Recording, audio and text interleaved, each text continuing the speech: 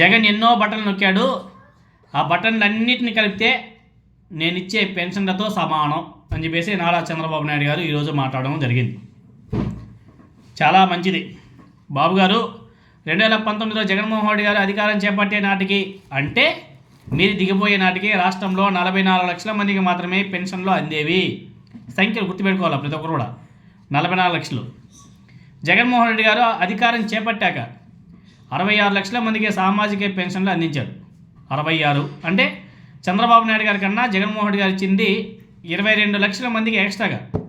ఆయన 44 ఇస్తే ఈయన 66 లక్షల మందికి ఇచ్చాడు. 22 లక్షల మందికి జగన్మోహన్ రెడ్డి గారు ఎక్స్ట్రాగా పెన్షన్ అందించాడు. మీరు అధికారం చేపట్టిన ఈ 10 నెలల్లో, ఈ 2024లో మీరు జూన్లో అధికారం చేపట్టిన తర్వాత అప్పటి నుంచి ఇప్పటి వరకు ఈ 10 నెలల కాలంలో 2 లక్షల మందికి పెన్షన్లు కోత విధించారు. 2 లక్షల మందికి అంటే 66 లక్షల మందిలో నుంచి 2 లక్షల మందికి కోతలు కూడా విధించారయ్యా మీరు. ఇక బటన్ల విషయానికి వస్తే చెప్పుకుంటా పోతే ఒక పెద్ద శాంతాడు అవుతుంది. కానీ బ్రీఫ్గా కొన్ని విషయాలు తెలుసుకుందాం.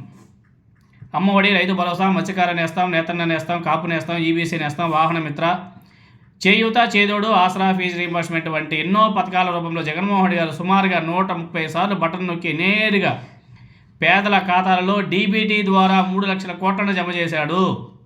3 లక్షల కోట్లు.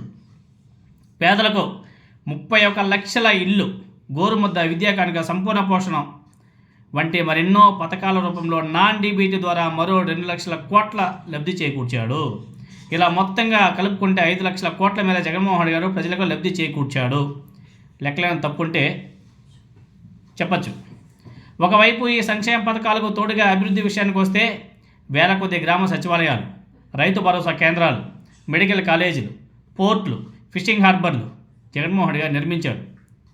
అవన్నీ కూడా పర్మనెంట్ బిల్డింగ్లే, టెంపరీ ఏమి లేవు, అన్నీ పర్మనెంట్ బిల్డింగ్లే.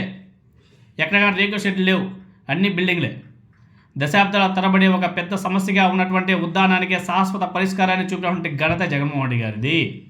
నాడు నేడు అనే కార్యక్రమం ద్వారా కొన్ని వేల బడులను, కొన్ని వేల ఆసుపత్రులను అభివృద్ధి చేశారు జగన్మోహన్ రెడ్డి గారు. గతంలో ఎవరు చేయలే. 2.5 లక్షల ప్రభుత్వ ఉద్యోగాలను కల్పించినటువంటి ఘనత కూడా అయిందే జగన్మోహన్ రెడ్డి గారిది.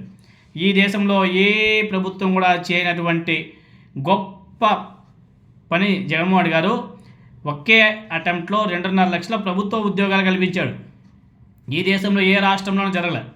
జగన్మోహన్ రెడ్డి గారు నొక్కిన బటన్లతో, ఆయన అమలు చేసినటువంటి సంక్షేమ పథకాలతో, ఆయన చేసినటువంటి అభివృద్ధితో, మీరు ఇస్తున్న పెన్షన్లతో సరిపోల్చకు బాబు గారు, మీకు పుణ్యం ఉంటుంది.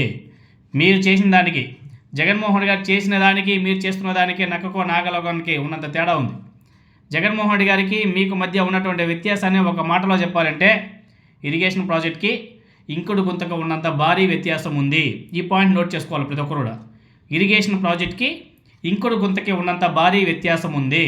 ఇంకా మరొక మాటలో చెప్పాలంటే, పోలవరం ప్రాజెక్ట్కి